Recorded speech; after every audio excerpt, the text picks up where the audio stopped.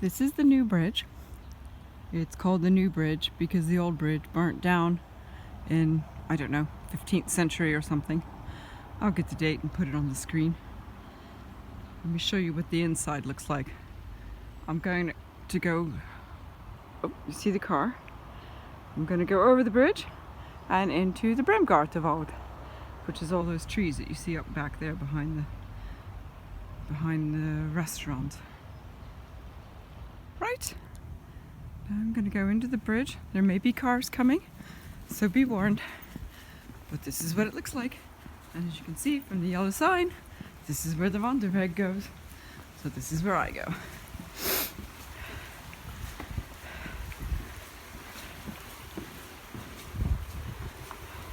Check out those joists.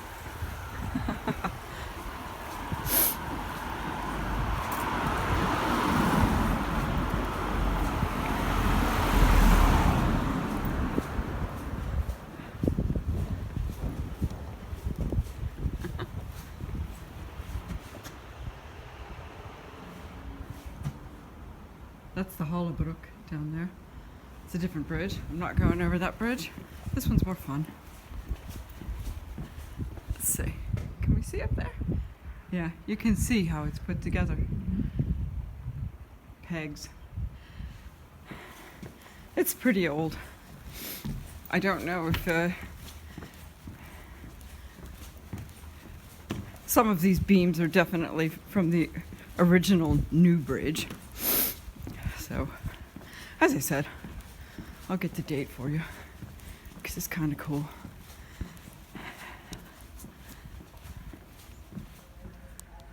There you go. Swiss cross. I'm going up that way. By the way, I just thought you would enjoy the defensive holes here. Once upon a time, this would have had a gate so you could close it off. You see the end is made of stone. It would be quite easy to defend it. That's how it looks from this end. This is pretty. I don't know if it'll show up on film. But look at the frost patterns. Can you see that? So pretty. Anyway, finally, I found the path. So I can go into the forest. Yay! It's the glass brunn because the water is clear like glass. And it's very tasty.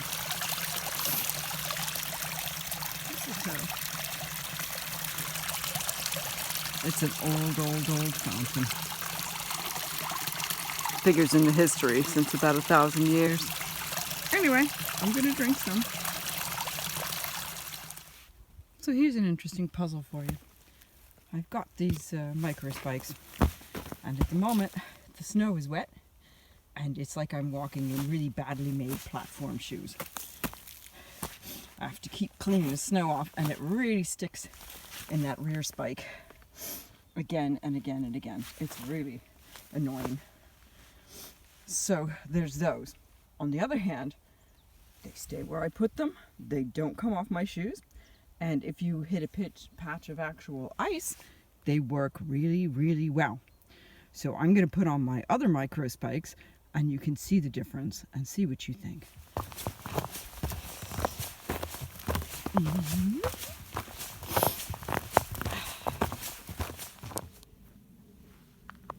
So, just to illustrate, this is the migration problem I was talking about. You can see how the rubber, thingy, can't come up with a better word, has slipped around to the side of my foot here and I keep having to push it around the other way. This is a minor problem compared to the snowball problem in the big crampons, but we'll get back to that later. Looks like it's clearing off a bit there. I wonder if it'll get colder when it clears off. Anyway, just my usual walk. And now I'm gonna go home and have a cup of tea and tell you some more about the conclusions I've come to about my Microspikes. literally can't stand on one foot. I'm gonna make such a good hiker. Another shakedown today with lots of really weird looking ripply ice. Hang on, I'll get a little closer and show you.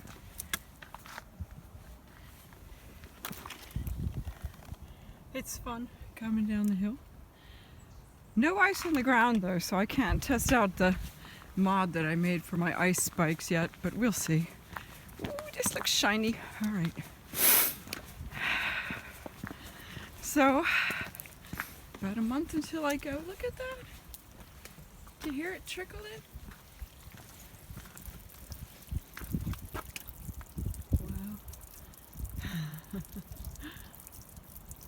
So pretty.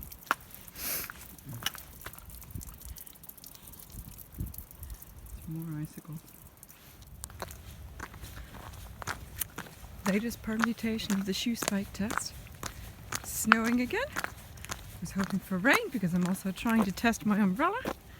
But here are the shoe spikes. I'll show you when I get home exactly how that little bit of elastic helps. But so far I haven't had to stop and readjust them once. And normally by now I would have had to do that 2 or 3 times. So, yay. Yeah, and hang on a second. Let me turn this around. I mean, the nice thing about this umbrella is that you can film in the snow. So, there we go. You see that? And it came with these little clicky things, and I'm not really convinced of those. They don't really hold on.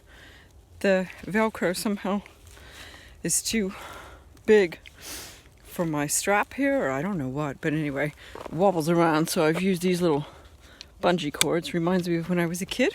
Used to put my hair in ponytails. And so far so good, except it's a bit far over to the left, so I'm still working on this. Hey everybody, as promised, Microspikes. So I'm gonna flip the camera around. Yep, we have a giant chicken.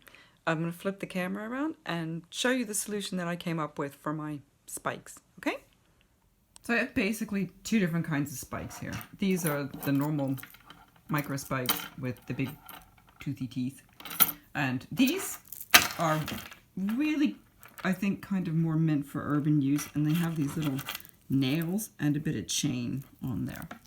So the bottom line for me is, when you're hiking, if you could be sure that the terrain, that the ice or whatever that you're going to encounter is the same the whole way along, it's not an issue, but it's not.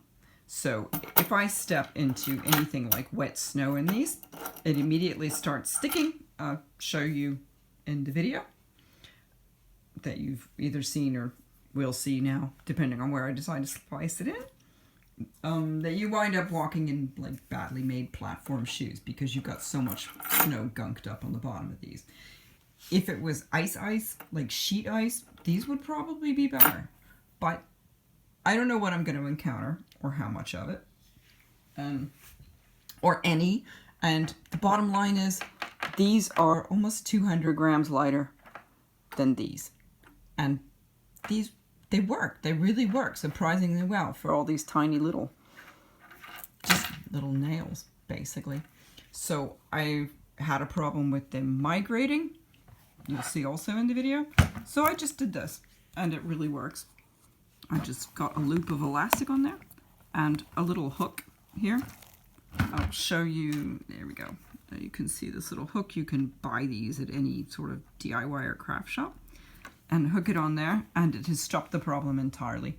I went for about 4 or 5 hours yesterday and did not have to stop and readjust a single time. So I think I'm happy with that.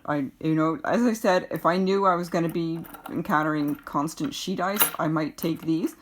But the minute you go into a bit of snow, it starts sticking to them, and I found it very frustrating to use these. Plus, they're not so easy to get on and off the shoe. These are much easier to get on and off the shoe. So if you hit an icy patch and then a patch of just rock where the ice is all melted, it's a lot easier to just take these off and put them back on again if you need to. So there it is. I hope this is helpful to somebody.